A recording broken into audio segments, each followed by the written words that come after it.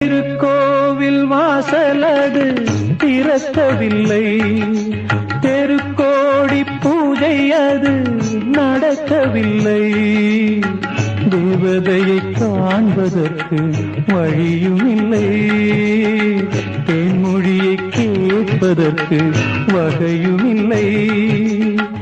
காதலில் வாழ்ந்த கன்னி மனம் காவலில் மாடையில் கண்ணி விடும்.